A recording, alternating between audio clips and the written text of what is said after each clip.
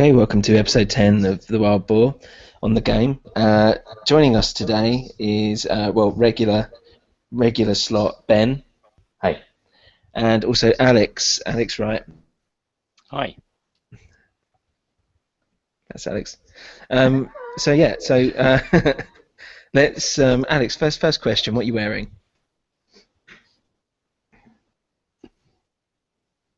Are you there, Alex? Yes, I am. Yeah, sorry. Are you Confused about what he's checking? wearing. So go on. So what are you wearing? What are you wearing? What are you wearing, Alex? Alex? What's going on? Should we start again, Sam? He's immediately offended. Yeah, okay, I need to make sure Alex is there first. Alex? Yeah, again. yeah. No, I Hello? Hello? hello. You just said I and then stopped talking. No, I lost. I couldn't hear you. Oh. Okay, alright, let's start it Are again. you asking me first about the game? So I didn't know if you're asking Ben or me. I was asking what you were wearing. What am I wearing? Great. Okay, it was a week. Okay, got it. Did you hear any of it?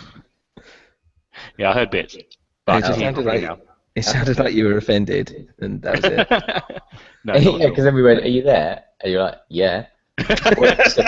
So what are you wearing? Silence. No, I can hear you properly now. Okay, right. I'll I'll start this again. Okay. Hello, welcome to the Wild Boar on the game, episode 10. Here with me today is regular Ben Nathan. Hey. And Start again. I don't like using my full name. Just hello, welcome. FYI. Sorry. Hello and welcome to the Wild Boar on the game, episode 10. Here with me today is Ben. Hey. And we have a guest today in replacing Bubba for this week called Alex. Hi there.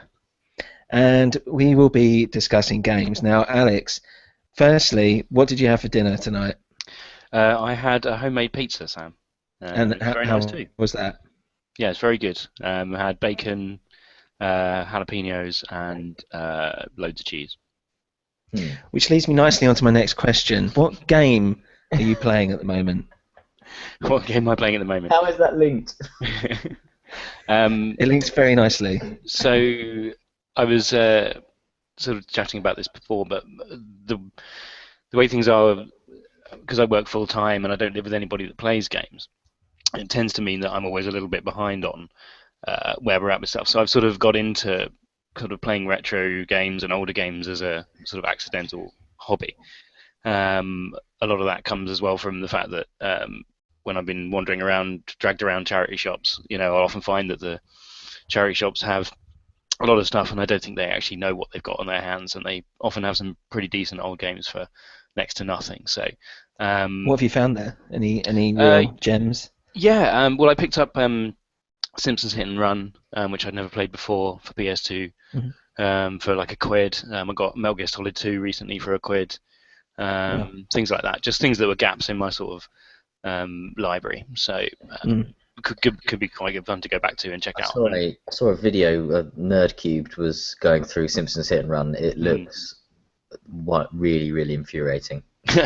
Yeah, I've only sort of toyed with it a little bit. There's a whole load of games that I've just sort of touched on, played probably just an hour just to get a sense of what they're like, and you're not losing much by putting £1 down and checking out these old games and seeing if they're what they live up to be, and if they sort of stand up these days and things like that. So it's become quite an interesting little experiment. But there's a couple of games that I finished recently that I was going to talk about in a bit more detail, so I can do that now if you like. Yeah, go for it. Which one? So what was it? So the one sort of big game that was a big gap in my sort of history of games, particularly on the Rockstar side, was Bully. Also known as Canis Canem Edit over here, basically because I never played it actually. Yeah, it was one that people talked about very fondly. They're often always talking about wanting a sequel, and I just hadn't played it. So again, it was when it actually came up on PSN for I think it was like $3.29 or something like that. So got that And yeah, so I finished that fairly recently. It was originally released in October 2006.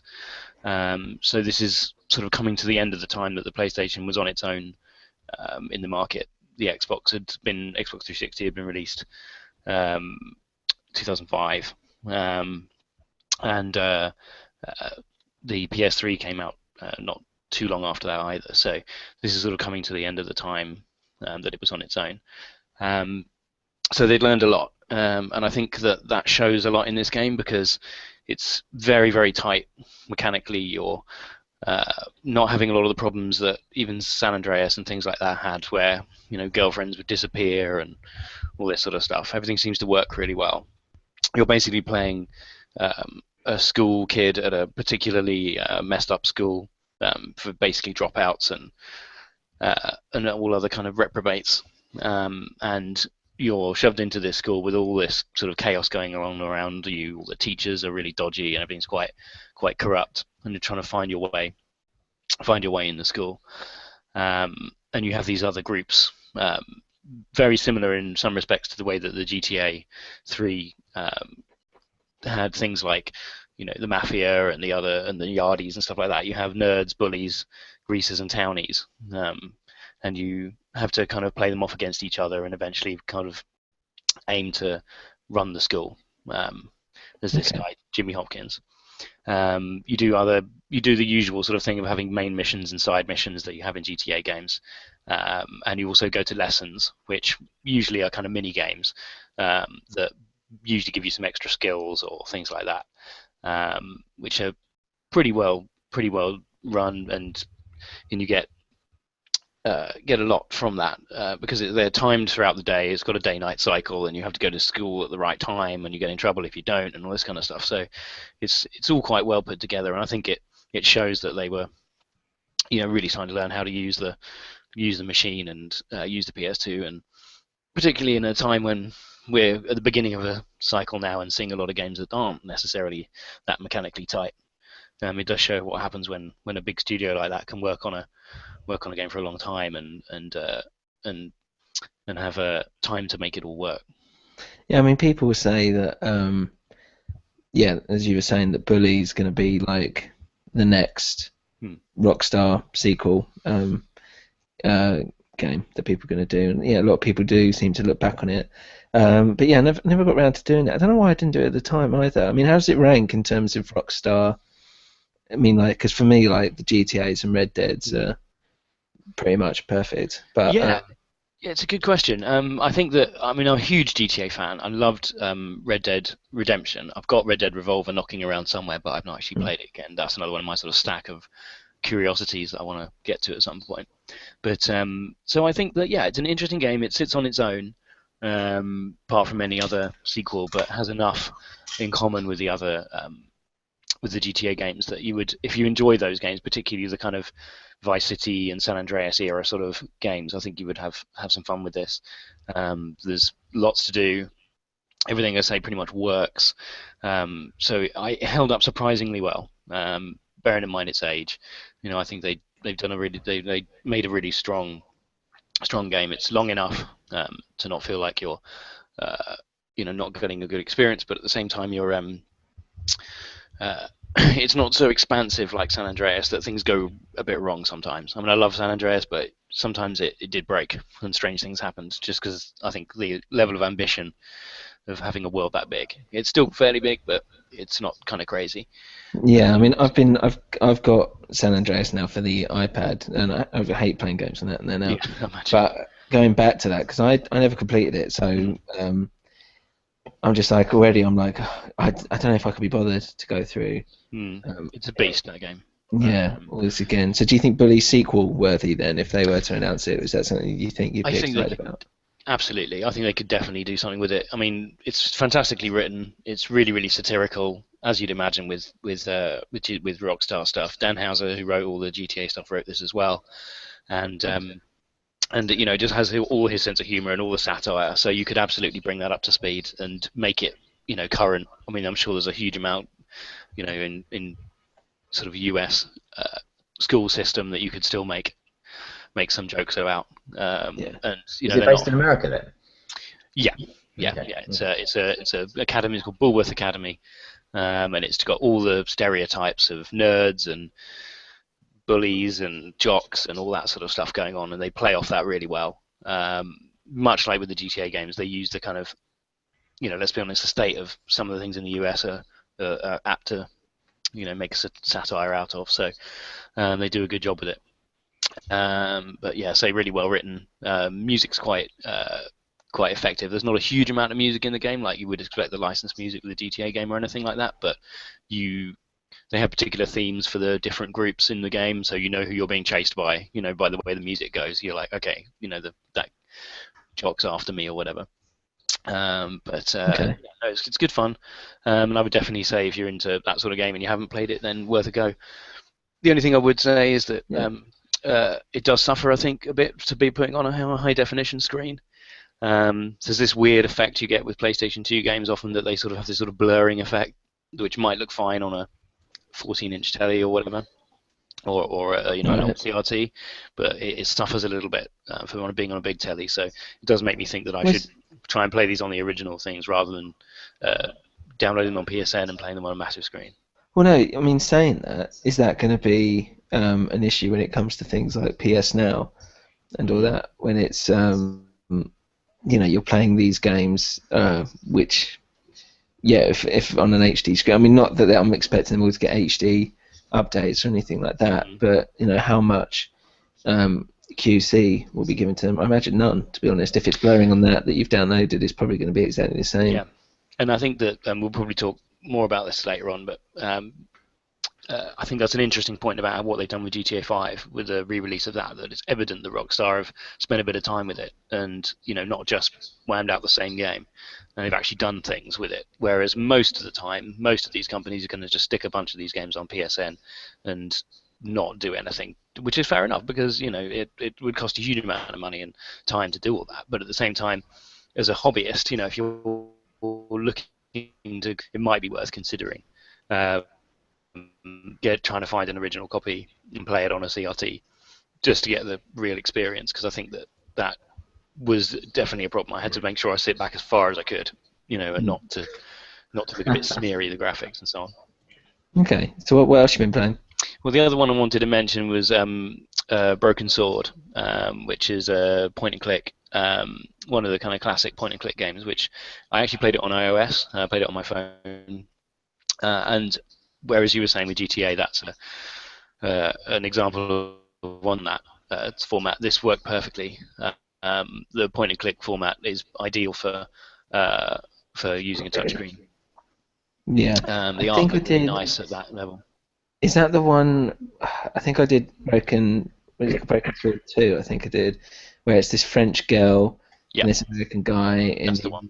Yeah, so I completed that. And yeah, it was really good. I mean, I like the whole thing of with all these kind of point and clicks where it's like, it just because the only thing which I hate about it sometimes is that it becomes like almost like button mashing, where you're just clicking anywhere on the screen and just you're starting to mix things up because you're just like, well, I don't know, I don't even know anymore. But when it's really clever and it's like really thought out, which I think there was some real key moments in Broken Sword 2, whichever one I did. Which did that, then yeah, it really works. Yeah, this is a good example of where they have again done some work with it. I had a little look about the original game because I've not played it on PC, and apparently they've done quite a lot of work to make it less frustrating, less of a pixel hunt, and more, so when you touch the screen, it will highlight what things you can interact with, so you're not having to fuss about with that, which is a huge difference, because if you're just sitting there clicking on every bloody pixel on the screen, that can be pretty annoying. So they nailed that. They tightened up some of the sort of cutscene storytelling stuff and let you play as the two characters that are in the story. And otherwise, it was you could only play as the one. So they've really done a good job with making it play nicer, and also looks great. I mean, the art looks a little dated sometimes, but that's more in style. It's got this sort of weird floaty animation. It's all hand-drawn sort of animation, really nice art, which obviously won't date generally, apart from the style. Looks a bit old-fashioned, but generally it's really nice, really bright, really colourful. Lots of good humour again, daft accents and wacky characters, and it's not too frustrating in terms of having endless sort of dialogue options and things like that. I mean, that's not actually necessarily a bad thing, but obviously some of the point-and-click games do have a lot of dialogue options and things like this. You generally interact with people through the items that you've got, showing them different items and trying to match things up and solve puzzles and that sort of thing. And yeah, it was a good little story. I really enjoyed it. They'd also put a hint system in there, which meant that if you are getting stuck, you can just look through ever more detailed hints. So it won't give you the answer, but it might give you a bit of a nudge that means you can crack on with getting to know the story rather than getting bogged down in one particular puzzle. So yeah, I mean, well, it's funny that this it brings me on to a point actually, which I sometimes think, especially with retro games and playing them, nowadays, is that are games getting too easy? I mean, because they've purposefully made that easier because not the games are too easy, but compared to games of I remember being a kid, like some of them I've played now, and I'm just like I can't do it. Like I've not got better or anything. I mean, is that a good thing or a bad thing? Or, what do you think? It's a good question. I mean, I read a book not so long ago. It's called Vintage Games. I can't remember the author's name off the top of my head, but he focused on each kind of sort of a major change in gaming that a certain game would kick off, and he dedicated a whole chapter to these types of games, and some of the very old computer RPGs, as he referred to them, but a lot of them involved actually typing in, didn't even have like click, look, pick up, all that stuff. You had to type in, these sort of text adventure type things, but with a little bit of graphics. And basically, people just didn't finish them. They never finished them in a lot of cases, and the people who did were very, very proud of themselves. I think it's fair to say. But I think some games have got easier, but I don't necessarily think that's a bad thing. Because if you're writing a really good story and you want people to experience it, you don't want them to get so bogged down in the thing that you can't get to that content. You want people to be able to have a good time. And people are paying money for this as well. Like you don't want to these days, paying even more money for games. You want to be paying £40 and not be able to get to the end of it. That's just you're not going to buy the next one if you can't beat the game, basically. So I think that's why, I think games definitely have got easier.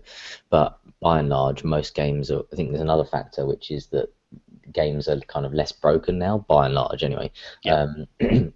I think a lot of games that people remember fondly, such as, like, say, Sonic the Hedgehog, if you take that as an example, there's a lot of kind of...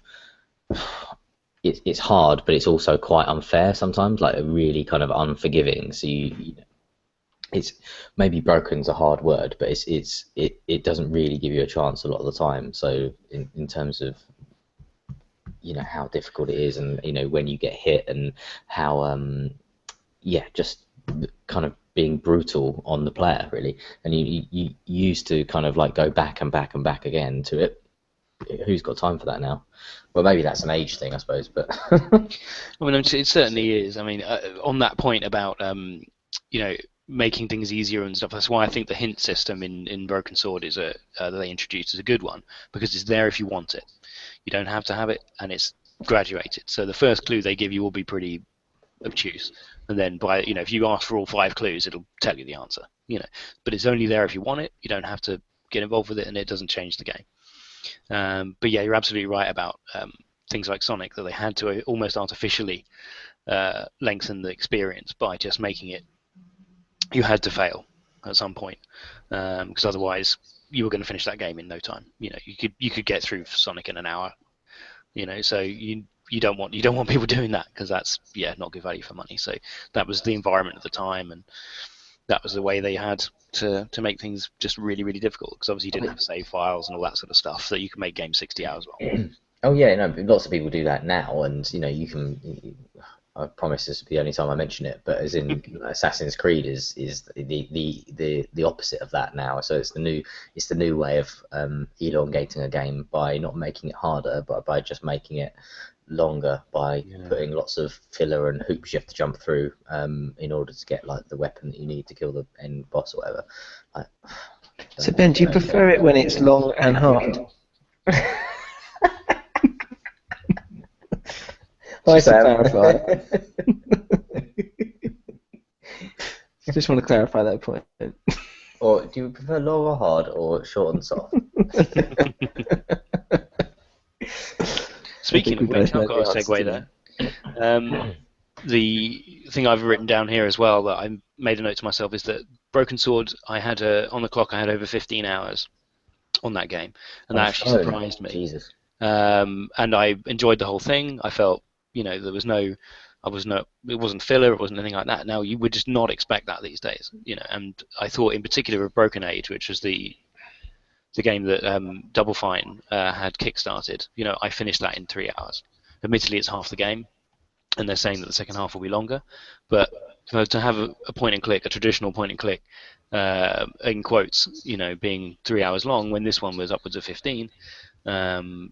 Probably me being a bit thick on some of the clues, but that's a lot of game, and I don't think these days people would even expect that. They would probably think 2-3 hours and maybe a bit longer is all they get. How much was the new one? The iOS version of Broken Age, or no, sorry, the Broken Sword. Broken Sword. I actually got it for free. It was given away with one of those weird iOS 12 Days of Christmas things a couple of years ago, so it was just sitting on my phone. So I'm not actually sure what they sell it for. Okay, is that? Oh, hold on. What's the one that you're saying takes 2 or 3 hours? Oh, Broken Age. Broken Age, right? Sorry. No, I was thinking actually. I'm sure there's an article to be written somewhere called "From Broken Sword to Broken Age," but no one's written it yet, so maybe I need to get on that. But Broken Age, they are selling £15 or £19 or something like that on Steam for the first act. 15 to £19. Yeah, 2 or I've got 3 it on here, hours. actually. Yeah, I mean it's. No, thank you. I mean I can talk about that for all day because I backed it, so I'm, declare my interest there. But and I've watched all the documentaries that go along with it as a result, because I'm making a documentary at the same time about the It's the development. Elijah Wood thing, right? Yeah, that's interesting view from the outside. Yeah, because obviously I've seen it from it's in from when it was first conceived of, up Right. until. But yes, he is a voice actor on it, along with Jack Black. But yeah, £19. Okay. I don't know if you get the whole game. Oh, hello. He's dropped into cyberspace. It's got dial-up broadband. Yeah, 15 to 19 seems a So I say lot. that. Hello? Yeah, I'm sorry, I lost you for a second. Go on. That's it. Yeah, just saying, I'd hope it was for the full game, rather than 20 quid for just a couple of hours. Like, no way.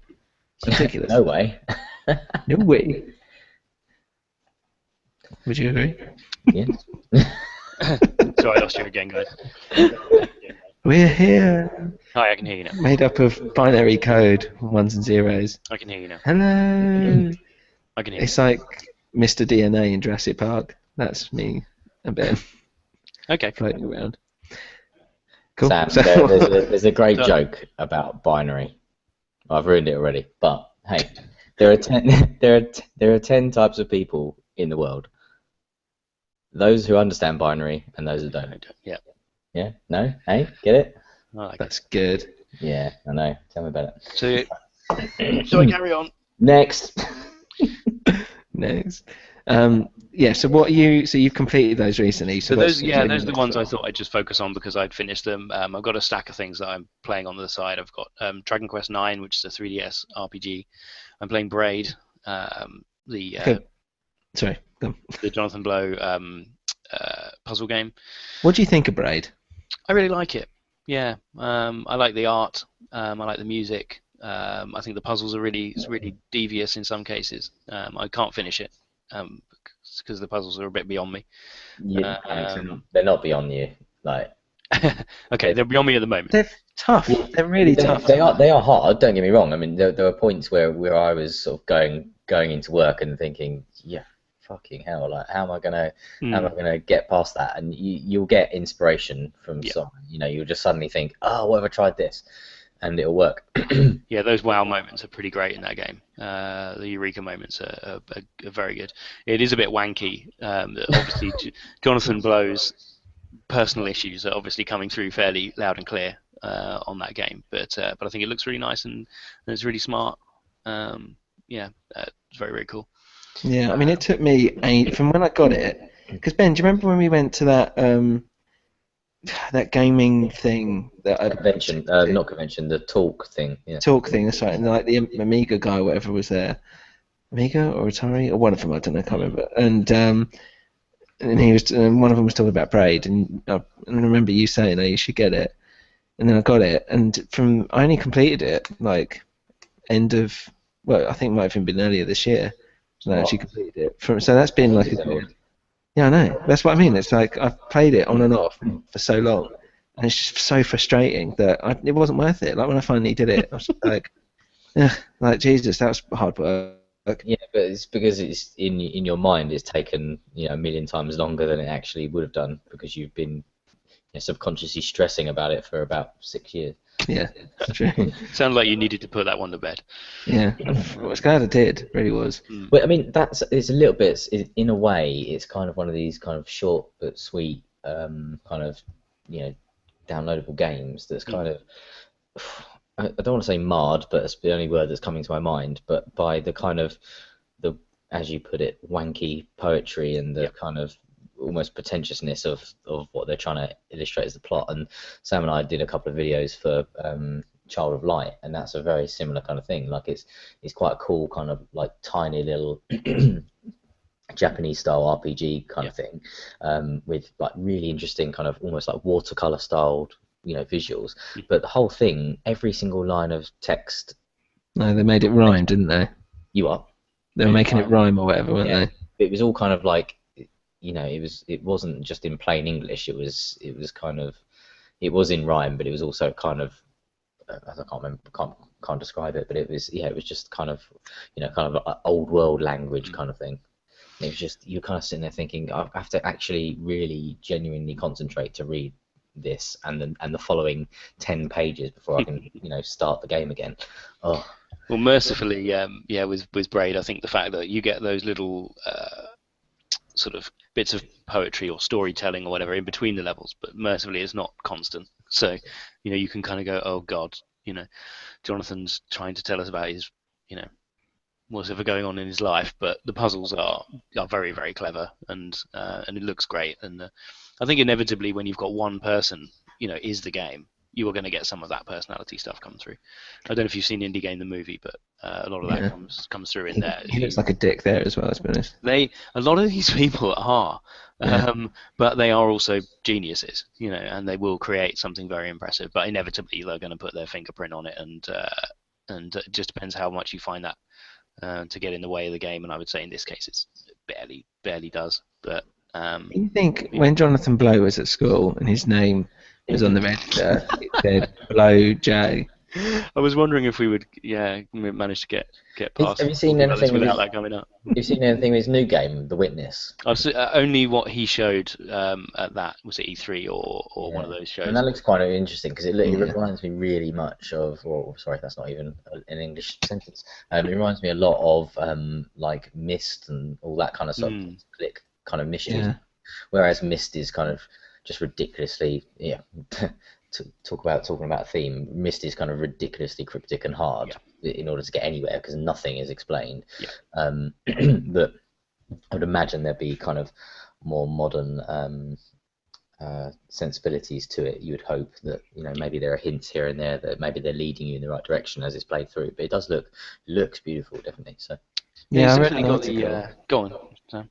I was going to say I read an article on it, and when I first heard about it and sort of stuff, I just thought, it's just going to be pretentious fucking bullshit. But reading the article, I was like, it's kind of intrigued me a little bit now, which is really annoying.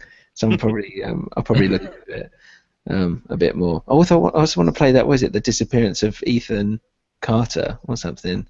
Yeah. And it hasn't got a console release yet, is it? I don't think so. Maybe it has.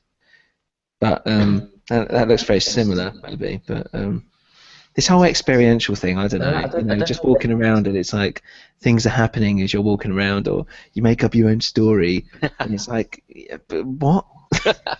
I can do that outside. The vanishing of Ethan Carter is that similar to The Witness, because The Witness is more like you kind of disembodied. You're this person that you don't know who you are really, and you're just kind of in this empty world deciphering puzzles. Whereas The Vanishing of Ethan Carter is a bit more well, looks like a little bit more like kind of an Alan Wake type of thing. Okay, maybe I think you know, kind of like mystery wrapped in kind of borderline horror action kind of stuff. Well, I'd rather that. I'd prefer something with a bit more narrative clarity, not there's another one, completely open experience. There's another one that's kind of a cross between the two of them as well. It's called The Watch, and it's set in kind of like a in the middle of a forest that's experiencing a load of like forest fires, and you're kind of like completely on your own, and there's a ridiculously long day-night cycle where you have to kind of like go out into the wilderness and survive against wolves and all this kind of stuff. But there's like a mystery at the heart of why all your communications have gone down and all this. Are they making that for Oculus? I don't know. That sounds terrifying. Yeah. It sounded scary before you said it was on Oculus. Yeah, exactly. There are wolves. No, I don't want to go out there. Yeah, I'm not good with horror, has to be said. Well, you've joined the right club, which does not have me in it. Ben is a fellow. What kind of games? I mean, Alex, it seems you played a lot of, as you're saying, like you play a lot of like the old retro stuff. Actually, you know what? Two questions. One, when do you think a game goes to be classified as retro? Well, I was thinking that before I came on because there are some games that I'm playing that are, by no stretch of the imagination retro. They're, far too recent, I would think, but I'm only just getting around to them. So, I would say it's like 2 generations back. I think that's about right. I think that if you're looking at the last generation, they're still making games for it. The machine is still being produced. I don't think that makes any sense to call that retro. I think you've got to be looking at something that is mechanically different and from a period of time when the approach that you'd be making, the approach that you would take to making games is probably significantly different because of the hardware or the circumstances of the time. And if you take the PlayStation 2 as an example, they were using memory cards, they were using it's all disk-based. They technically could go online, but they never really did. So there's a significant. You're looking back into something from a different period to try and see how they feel now and that kind of stuff. So I think that's a fair kind of barometer. I mean, yeah, so do I. So what games that are out now, or quite recent anyway, that you've looked at and thought, I really want to play that, but you haven't played it?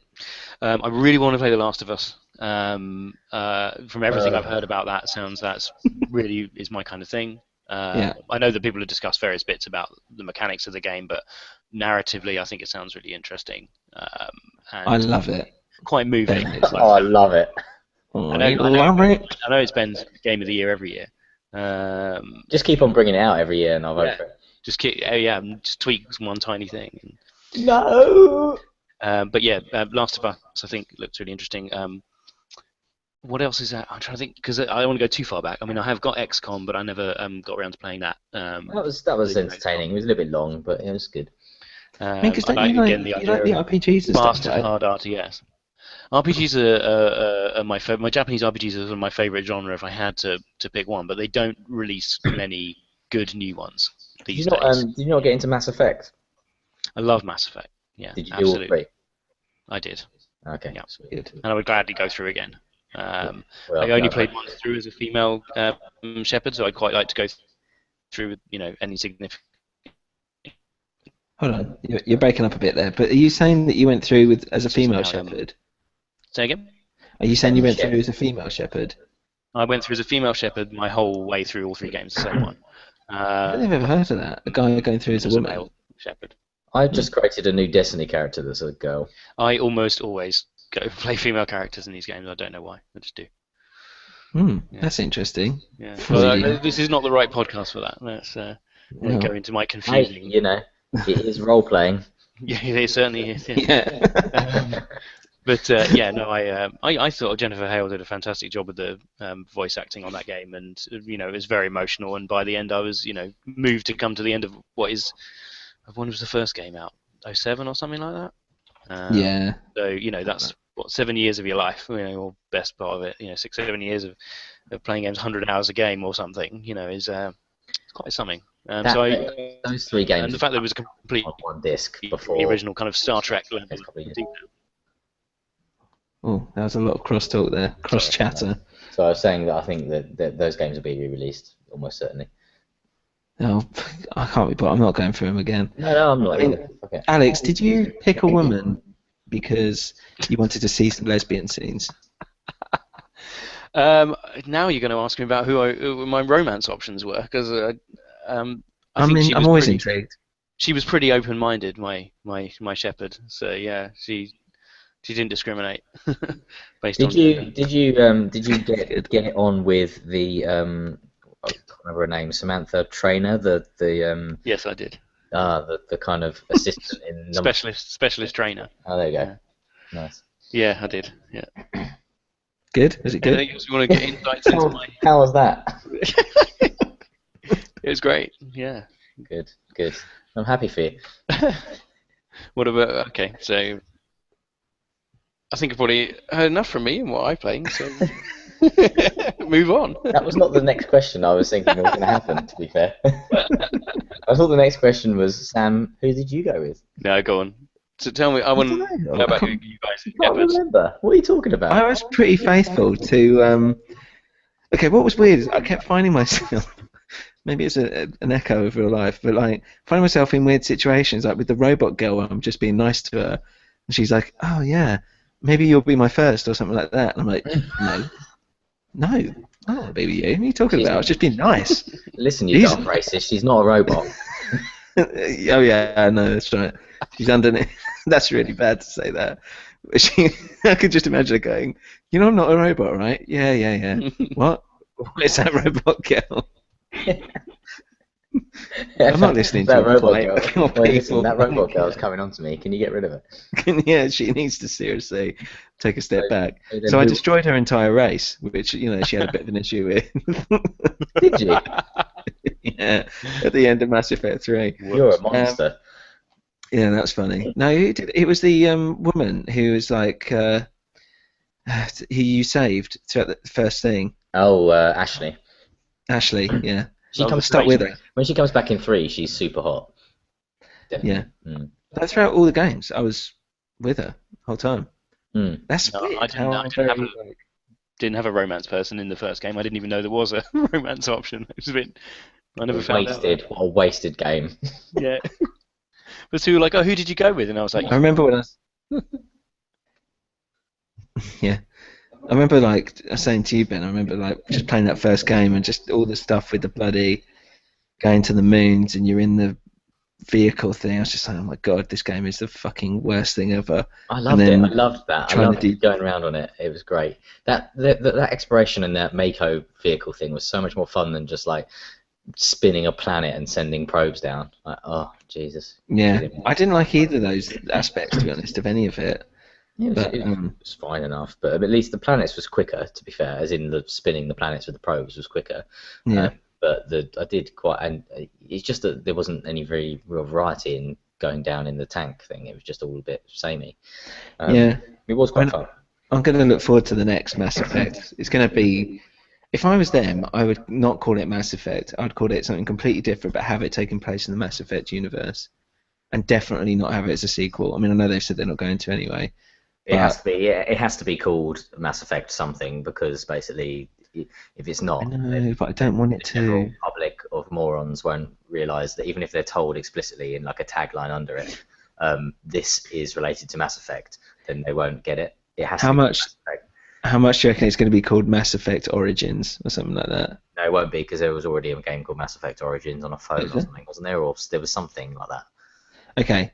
Okay. Mass Effect from World's End or something like that. Jerry Bruckheimer pirate space. Or Mass Effect Overlord or something. That was a Mass Effect download. No way. DLC thing. Yeah, there was an Overlord DLC thing for Mass Effect 2.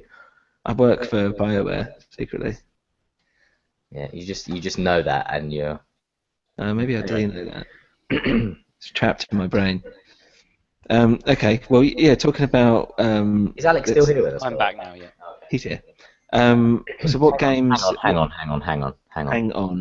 here. Liara. Right. Which one was she? The blue one. She annoyed me. Yeah, sorry, yeah. She was great. And then the Cerberus woman in number 2. Cerberus woman. Oh yeah. The Australian girl, Miranda. Yeah. Yeah. And then Yeah, back to Liara. This was you. Yeah. To and fro. I was a bit of a rogue there. She's a shit. Yeah, well, I'm going to say a massive spoiler though, just in case. But yeah, she's a pretty powerful character by the end of it, Liara. So. Oh yeah. Obviously. Did anyone get gay? Don't No. get gay. Yeah, she get a bit gay. Well, yeah, as I said, my shepherd was very open-minded. So. There we go. Which men did you get with, Al? I got with Jacob in 2, Which one's Jacob? the big black guy. Well, it depends if you save him in the first one, though, isn't it? Oh yeah, okay. Jacob's not in the first one. He's the black guy, and he's the guy you save from Cerberus. Oh yeah, so right at the beginning. Yeah, sorry. I remember Jacob. I like that. Right. Oh, this game has relationships. Right. I'll go find a man. It's just how it worked out. Nice. Anyway, sorry, Nice. Sam. You were moving us on. Yeah, I was just saying to.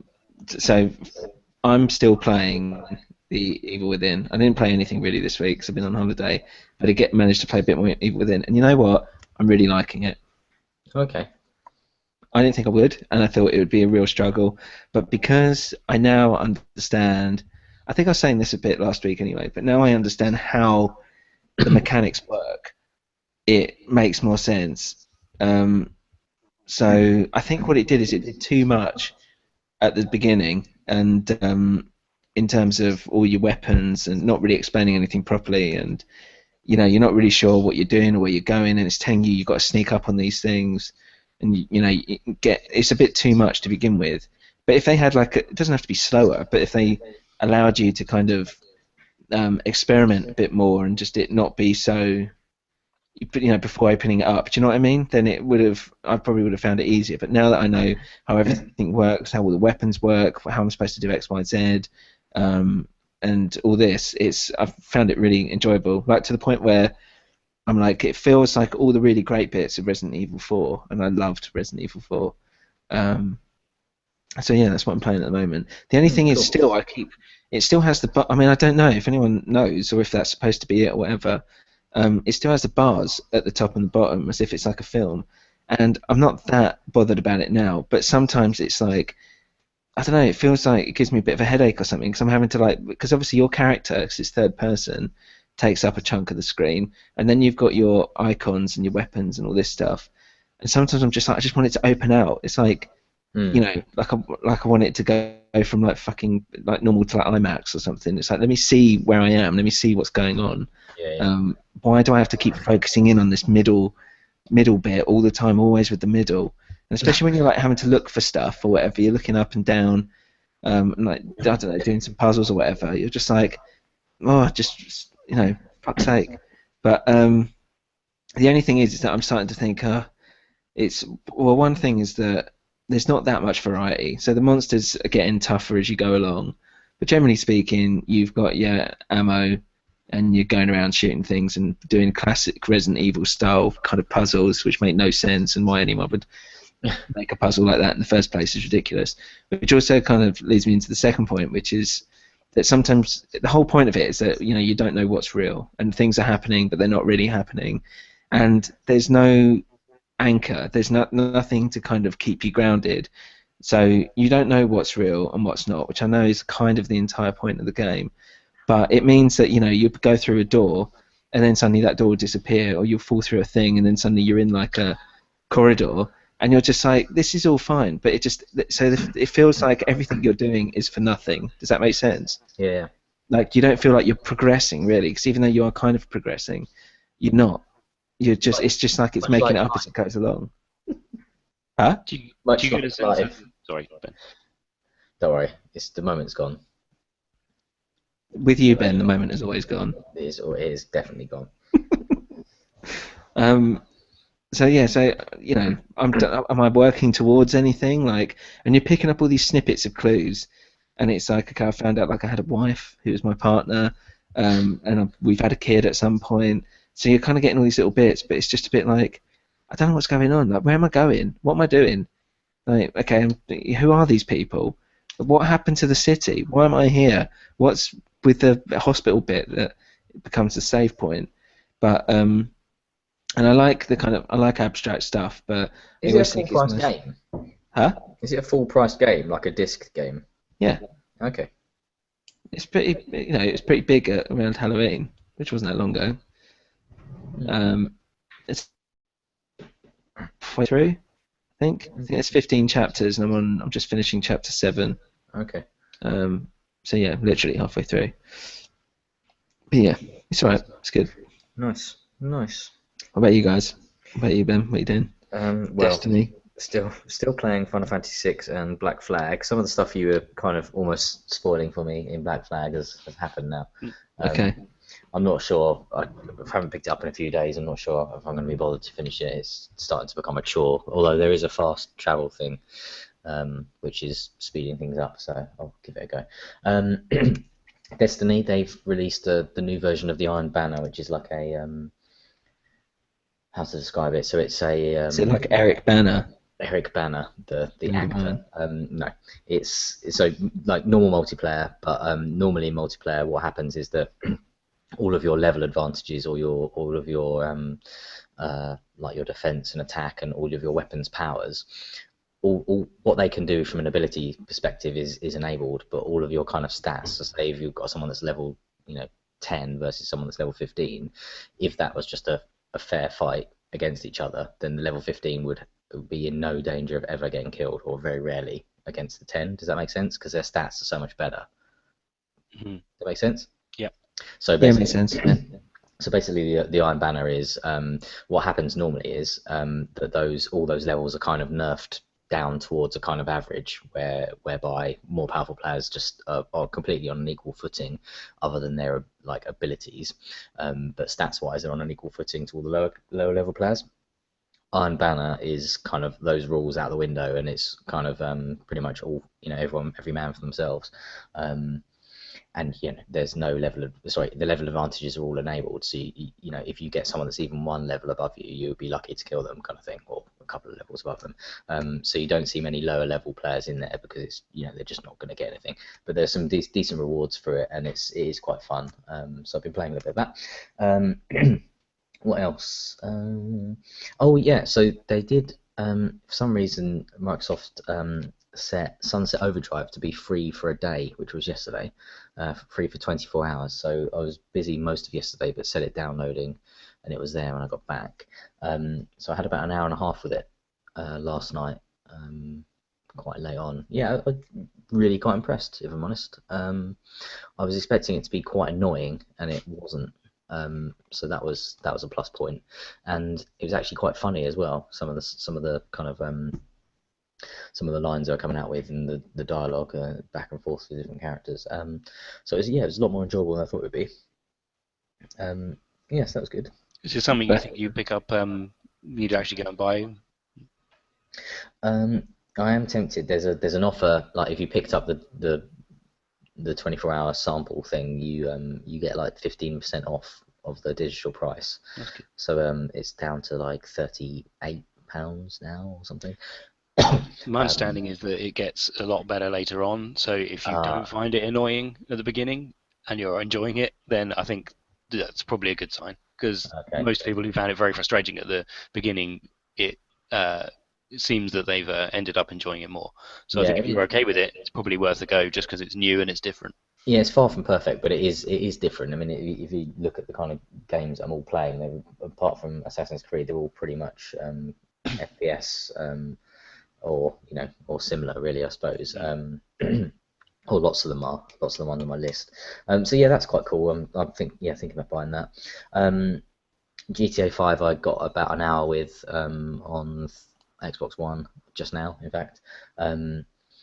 Yeah, it does look good. Are you going to get it, Sam, at some point? Well, I don't know. You don't know? I don't know if I can be bothered. I think I need to, because I really went to town on it when I first got it. Yeah. So I don't know. I might get it when it comes right down in price, when it comes a bit dirt cheap, and then I'll pick it up. So yeah, I played that and pretty much in the first firefight on that kind of prologue mission, you know, when you're escaping the bank job, that kind of sets the whole, you know, whole game. Yeah, shoot all the cops. Alex, did you play GTA 5? I did, yeah. That's one series that I'll never miss. You know, Final Fantasy and GTA are the ones that I will always be on day one with. So I loved that game, and I would gladly play through it again. Okay, cool. Yeah, so as soon as we got out and you were in kind of about, you know, out in the snow and about to have to take on the cops, just flipped it over. I just suddenly remembered, oh, first person exists. I'm going to give that a go. Wow, it really does change it, and it sounds like really like if you think about, you know, the actual change of what it is, it's just moving the camera from first to third person. You wouldn't think it makes that much of a difference, but in playing it, it's just night and day, really. It's almost a completely different game. Why? It's like a completely different game. Seeing it from first person, it just kind of makes everything. And they spend a lot of time and money making those worlds as kind of habitable and believable and kind of detailed as possible. And as soon as you're seeing it from first person, it's kind of mind bending, really, in a way, because you don't see many other first person shooters that are that detailed with that much to do going on. So I'm kind of enthusiastic about where that's going to go. I don't know how much time I'm going to spend with it, to be honest. Definitely not as much as I did, you know, first time round, because, you know, who's got the time to repeat a game like that? But yeah, very encouraging. Yeah, it's I would imagine that future GTAs will have first person mode as well, I would have thought.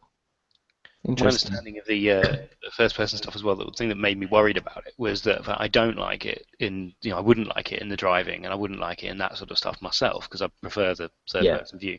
My understanding is that you can kind of set it effectively to whether you want to be in first-person for each thing, and it will remember that.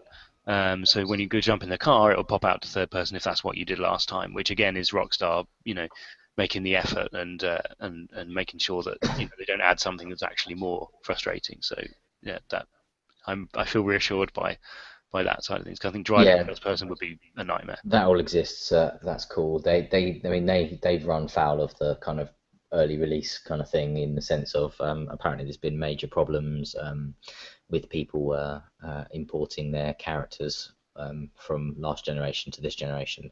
So you don't really want to do that until the coast is clear, do you, and risk losing any progress you've made. And then the other thing is that a kind of matchmaking, that the 30-player matchmaking that everyone, that everyone was promised. Apparently, a lot of people are running into issues where, it's only 7 players on a map rather than 30. But again, it's just one of those things. You just pretty confident that a studio like that is going to fix that within a few weeks, and that's, in gaming terms, that's not exactly very long, is it? So no problem there, I don't think. But lots of people are going to complain about it on the internet, as always, so who cares? Look forward to that. Yeah. And then the other thing I've been playing has been Sherlock Holmes: Crimes and Punishments. Thoughts? Yeah, really positive. I quite liked the first one. It definitely has, or had, it definitely had a lot of issues. And what have you finished the first one now? No. Are you still playing it, or have you stopped? Yeah. No, I think I've stopped for a bit whilst I'm doing Evil Within. Okay, cool. Yeah, it's quite good. So we did a Twitch stream of the first case. It's rather amusingly called The Fate of Black Peter. He's a pilot, or he's a harpoon person, or sailor. That's the word. Racist. Yeah, exactly. I knew that was coming. And that's what she said. Nice. Yeah, it's good. The deduction thing is a little bit more kind of refined than it was last time. So you can now connect different clues that you find in the game world, and as long as they kind of logically, could conceivably be connected together, you can go as far as making a case and accusing someone that is rather obviously the wrong person, right? Based on like circumstantial evidence, and you can progress it to the point where the police take them away, and that's it for them, right? So you get told whether it's the right. If you want to, you can find out whether it's at the end when you've done the mission. You get a chance to go back and replay the final kind of what they call a moral choice. Like you get to go and choose who you're going to accuse of the crime again, and it'll tell you whether it was right or wrong. But even if it's wrong, you can proceed with the game. You can just say, "Yep, fine, send them to jail," right? Just carry on with the game. It's great. That's fine. It's absolutely great. Poor old Black Pete. It's quite interesting. It does break, much like the first one. It does kind of break out into these kind of like little mini games. Like one of them was like unlocking this safe box or whatever, and another one was a fist fight with someone, and another one was an arm wrestle, and they are a lot harder than the actual case. Does that make sense? Although it's probably different things. Yeah, but are they long? You what? What'd you say? Are they hard? That's what she said. The arm wrestle thing was ridiculous. Like I just had to skip it because it was just so pointless. It was like this kind of button mashing thing, and it was just impossible. The others were like relatively okay to do, but yeah, the difficulty is on some of them is kind of a little bit beyond what you're kind of expecting. Whereas I suppose it's the mental difficulty of working out the logic of what clue goes with what in the rest of the game. But yeah, really good. I like it. So the first case is up, and it'll be on the YouTube channel soon. And yeah, check it out. Check it out. Check it out. Cool. Yeah, really good. Yeah, I liked it. So, if you get a chance, Sam, give it a game. I will. You know what? I will give it a chance. You know what? I'll do the first one first, or whatever it is, whichever one I'm doing. Which one am I doing? The Testament. I'm doing the Testament. Yeah, he's a little bit older in that one. This one's, I'm guessing, it's a prequel. He looks a bit younger. There's no mention of that. But is it based on any books or any of the books? Not, Are there any of them? I haven't read all of the books, but I don't know. I have no idea. But the first case, I had a mate with me, and we were going through it, and just kind of like, it was quite fun actually, just like discussing the clues and kind of going, okay, I think it means this and all this kind of stuff. Hold on. Wait. What mate? Friend. What friend? Skippy. Who is Skippy? Oh, he's a friend. Do we have to go into this? You have another friend? Yeah, other than you, is one more friend. Is this Since when was this? Oh, forever. I didn't want to tell you. Sam's breaking this down into a psychological analysis. Sam's conducting an impromptu friend audit. When he's not trying to read things into my personality about my shepherd. You're on holiday, Sam. What do you expect? Holiday. Okay. Look, I need a minute. Even though it's a one-player game, it's something you can quite easily go through because it's not really, constant control. You're more or less just, point and click, that kind of stuff. So it's something that lends itself to co-op play quite well, I reckon. So what did you point and he clicks? Yep, exactly. I was Holmes, he was Watson, and yeah, there we go. But Ben, we usually do that. Oh, sorry, mate.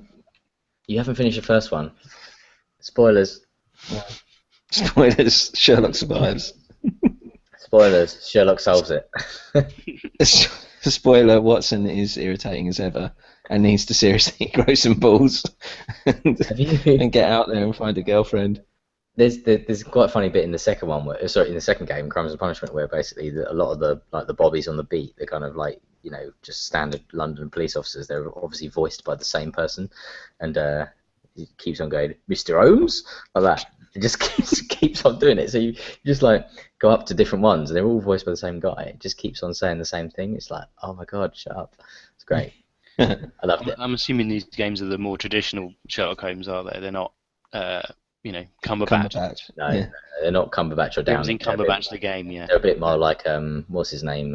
Johnny Lee Miller. No. Oh God, don't get me started on it. What? No, You're talking about different podcasts to talk about how god awful that is. I think Elementary. What, Elementary? Or do you mean Robert Downey Jr.? No, I was thinking of Elementary being shocking. Robert Downey Jr. one's just action, isn't it? Just a bit of fun. Yeah, they're quite good though. I haven't seen much of the Elementary thing, but it's an entirely different thing, isn't it? It's like he almost plays like a moron in a way. He's like he's so kind of like Asperger's that it's kind of, you know, it's just a bit weird, isn't it? It's just not very good. And I think Oh, hello. There's a Cumberbatch one, which hello. Hey. Yeah, because it was being aired at the same time as the Cumberbatch one that was very good. I thought that it really showed up. Yeah, it was. The guy who this Sherlock Holmes is like the guy who did Sherlock Holmes for the ITV ones in like the 80s. This guy called Jeremy Brett. It's like him. That guy had an amazing voice. He was great. But yeah, he's a bit more like that, a bit more kind of old school, a bit posher, that kind of stuff. So essentially, it's a point and click with a bit of deduction stuff laid on top. Yeah, and then every now and again, like a little mini game about punching a sailor in the face, or actually, Sam, in the first one, correct me if I'm wrong, I'm sure you play as the dog for like half a level. Well, if he does, I haven't got to that bit yet. Sure, he's got like a bloodhound kind of thing, like a whatever it's called, and you need to like detect the scent of someone that's missing or something. So you play as a dog. I'm sure that happens. Maybe, I don't know. Yeah, I don't know. Whatever.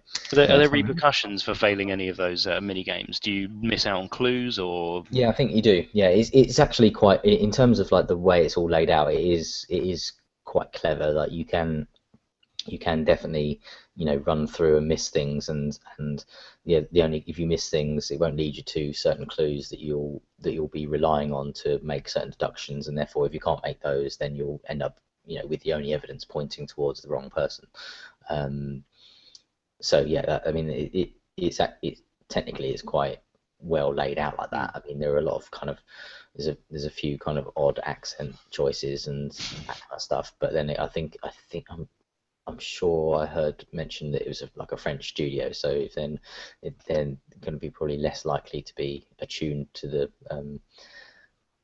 different dialects and that kind of thing of Cockney accents. But yeah, it is a fun game, and it does require you to think. I quite enjoy it. It's very unlike the myriad of Far Cry, Destiny, Bioshock, Call of Duty games that, well, Assassin's Creed, all that kind of stuff, where you're just murdering essentially. Yeah, it's good. It's good fun. Welcome change of pace. Good. Nice. Well, listen. Any other business? AOBs? AOB?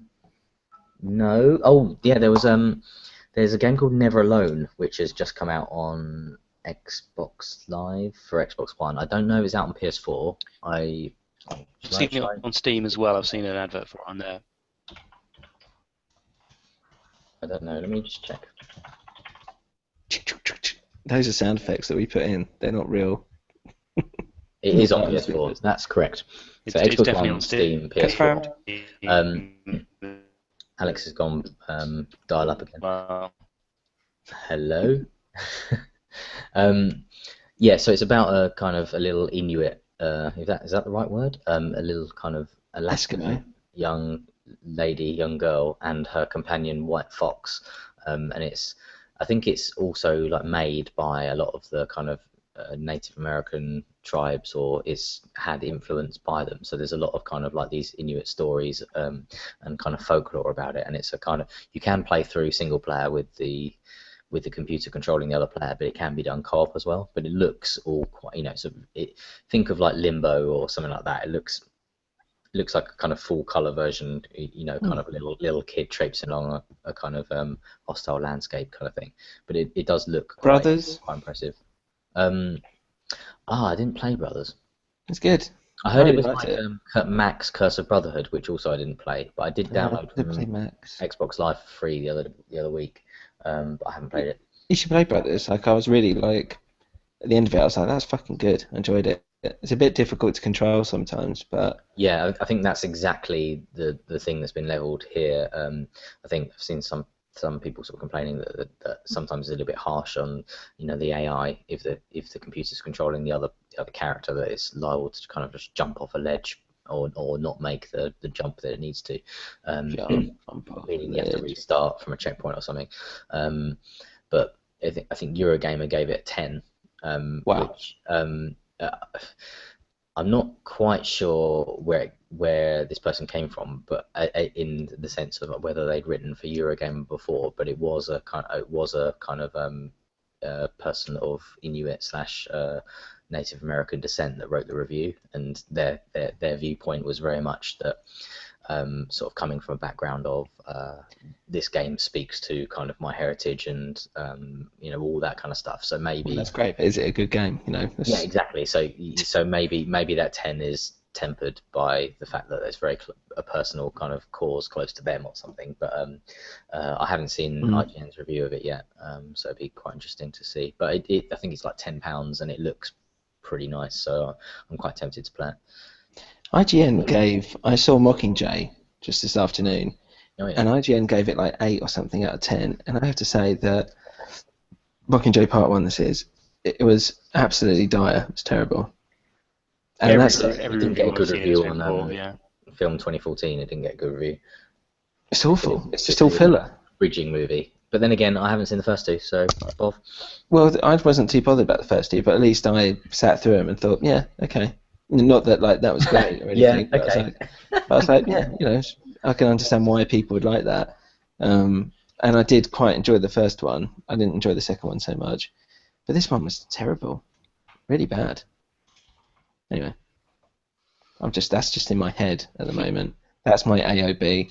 What about you, Alex? Anything to add? Yeah, I'd noticed earlier on that The Wolf Among Us Part 1 is free on Xbox Live Gold at the moment, the first Yeah, chapter. you guys should play it. It's really good.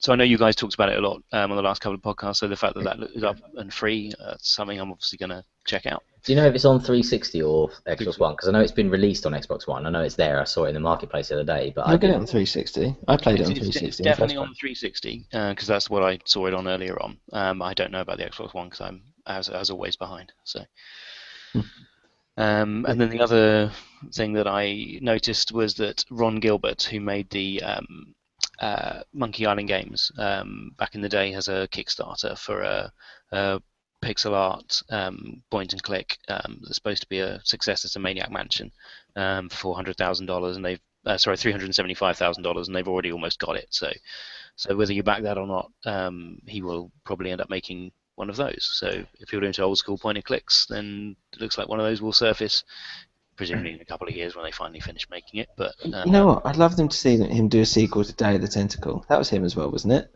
Was that just LucasArts? I can't remember. I'm never sure who worked on which ones with LucasArts, because there was him and Tim Schafer and a bunch of other guys on the various ones. But I know that there was one that they were remaking, which was Grim Fandango. I know they were remaking.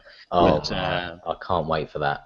But the reason why with Day of the Tentacle is that it was doing stuff through time, if I remember rightly. Or was that Maniac Mansion? I'm pretty sure it's Day of the Tentacle, and you could travel through time to and yeah, that was a really cool part of it. Anyway.